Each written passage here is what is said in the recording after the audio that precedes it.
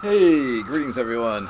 Came out to water the plants this morning and I discovered this knockout rose laying on the side. And this has become a trend around here, unfortunately. Apparently these little critters called voles, unlike moles, they crawl around into the ground and they look like little mice, but they love to feast on roots. As you can see, this little son of a bitch, excuse my French, has chewed this roots completely off. There's basically nothing left except for this little piece of root here. This is actually the third plant back here, the third knockout rose he's taken out this year. He took out 3 out front, and it's $13 a piece for these 1-gallon versions.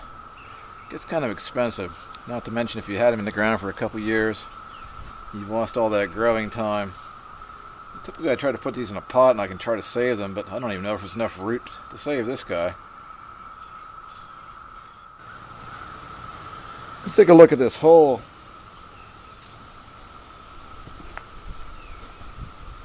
You can see, I can feel here where he's dug in. He's dug in from the side here.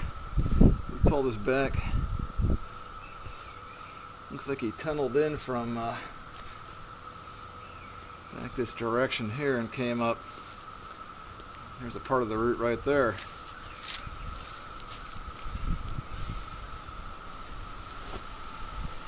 I don't know how they find them, but they must be able to smell them or something, but they get right in there and just destroy these roots. Here's a little Nandinus firepower I just put in just last fall here. I'm not 4 feet away from the knockout rose I just showed you. It looks like he struck this too. This guy, you can see, you'll find your plants just laying over because the little bastards have basically just eaten all the roots away. Fortunately, there seems to be some roots left on this one, so I'm going to see if I can't salvage this plant. Maybe I need to start using some of this metal cloth. I've seen Wrangler Star do it. Dig a nice wide hole, take this metal cloth and line your hole with it, put your plant in and fill it with dirt. So in theory, these little boogers can't get through that metal cloth and get to your roots and destroy it. Yet your roots should be able to grow through that cloth just fine as the plant matures. Now here's a close-up of that knockout rose I just discovered had been eaten away by the little vole. You can see he has not left much of this plant intact. Look at how he just chewed right up to that hard root and destroyed this poor little rose bush.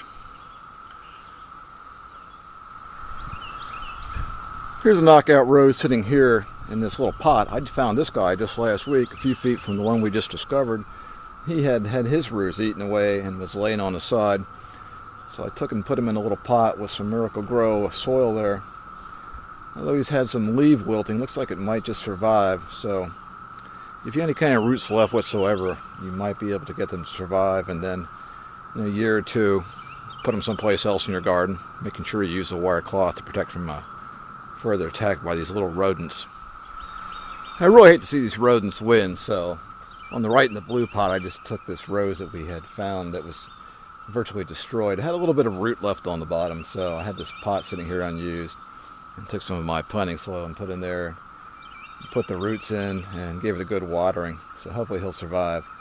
Just spend too much money and work too hard in my garden to let these rodents win. So hopefully in a year or so these guys will be strong and we can take and replant them somewhere else where they can once again flourish and be beautiful. Here you can see what some of the knockout roses are supposed to look like if they're left unmolested by these nasty little voles who eat the roots. That's probably, we're in the 3rd season for these, so their stems will get a little bit bigger. However, as we pan down here, note this guy looks horrible. I noticed he wasn't looking too good. The leaves were wilting a few weeks ago, so I went over and sure enough it was just flopping there in the soil.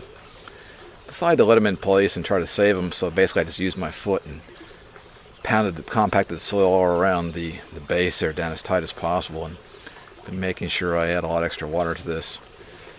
So hopefully he'll survive and we'll get these voles under control here so it doesn't destroy it again.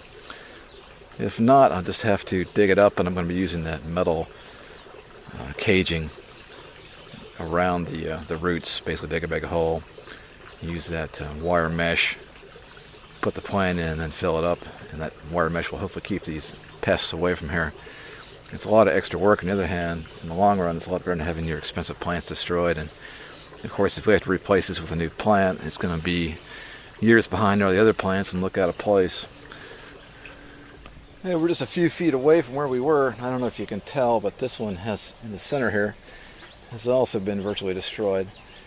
There must be still some roots down there because the plant's still green and blooming. But if we go back here and take a look,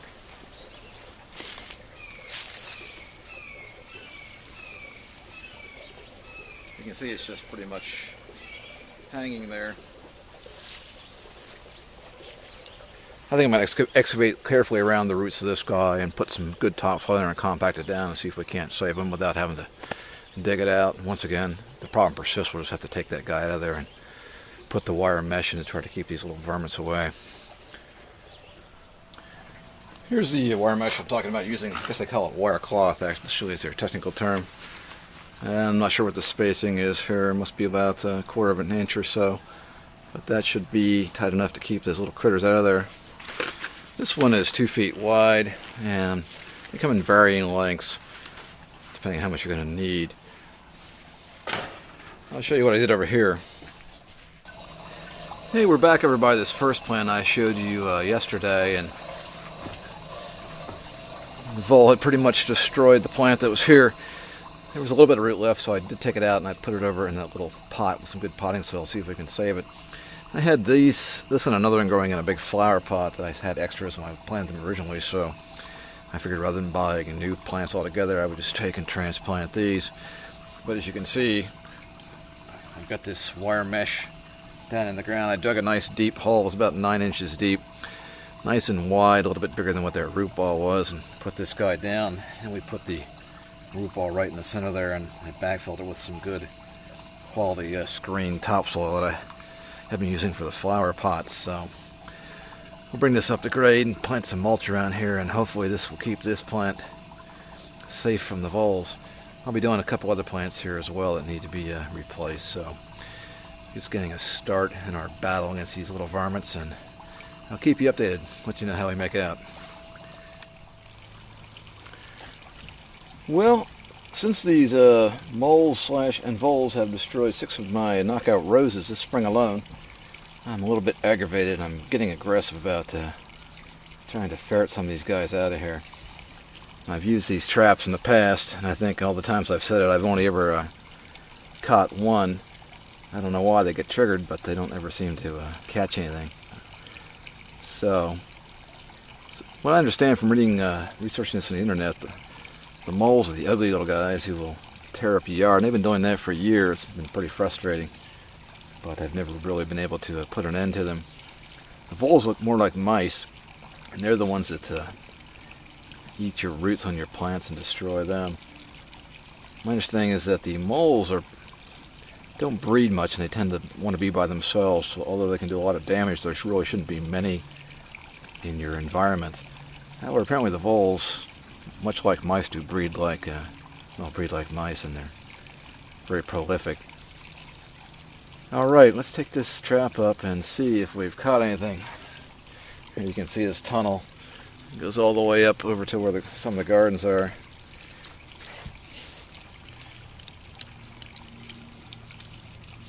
Oh, we got us one. Yes, indeed. He's a fat boy. Look at that. There you go. There's a mole. At least you got a kill here. I don't like killing animals, but this is war with these guys. I'm just going to throw him here in the driveway because somebody else will likely take him home and have dinner. I'm going to set the trap right back here in the same place, and maybe we'll, if nothing else, solve this mole problem around here. I have noticed some of the neighbor cats sitting around. Looks like they've been hunting for either moles or voles. They just sit in the yard and they'll look down at the ground, be very patient. And when I go over to the area where they're sitting, you can see the probably quarter-size holes. I'm assuming those are where the little rodents come up and egress their underground tunnels. Alright, I'm going to reset this trap, and I'll keep you updated on the progress here. I've gone ahead and reset this trap so you can see what it looks like when it's set. We have to hand hold this camera because we're so low to the ground. The tripod won't go down that low. Essentially, this spring here is what will drive these spikes, and there's 3 other on the other side, down into the ground. I set this right over the tunneling area, and this little guy here, this piece of silver metal on the ground, as the guy goes underneath it and pushes that up, it's going to release this piece of metal here, which is holding this up, and spike them right through the body like we just saw. Might seem a little bit cruel, but I really had enough of this damage, so I guess it's part of life. I've been finding these holes more and more around the property, probably quarter size, and I'm assuming this is, I don't know if these are the moles or these are the voles or both, but in addition to my traps, I had this stuff lying around the shed. I typically don't like to poison things, but as I mentioned earlier, it's an all-out war. So I've been trying pouring some of these granules down these holes. You don't see the visual results because I don't know if they eat them, how long it takes them to die, and if you're necessarily even going to know if you're being effective or not. But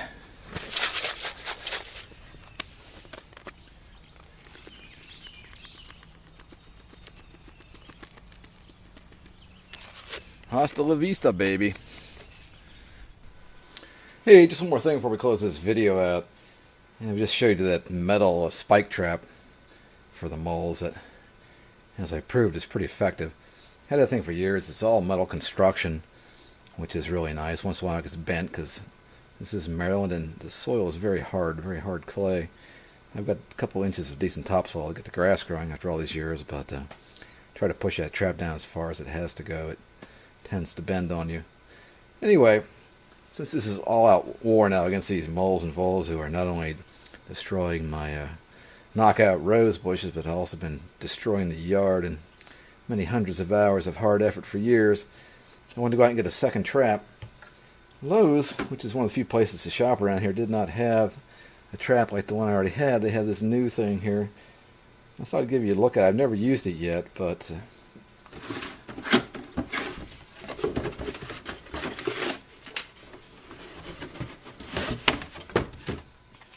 it's pretty much all plastic construction. I'm not really sure what this thing does yet. There's 2 heavy-duty springs on here. Now I see there's some scissors. So apparently what you do is when you push this spring down, these scissors will come apart and push it in the soil. Then when it gets triggered, it's supposed to clamp the little guy. Right. So anyway, I don't know if I'm going to use this or just take it back, get my money back.